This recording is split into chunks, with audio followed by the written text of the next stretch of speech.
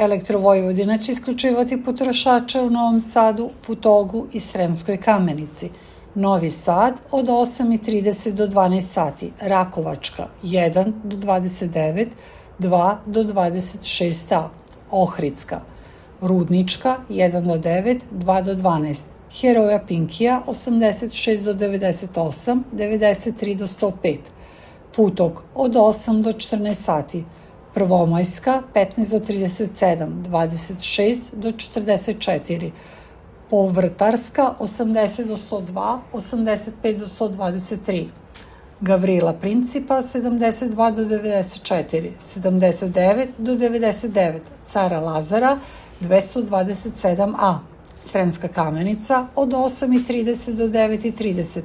Jorgovanska, Šimširova, Višnjina, Jasmina.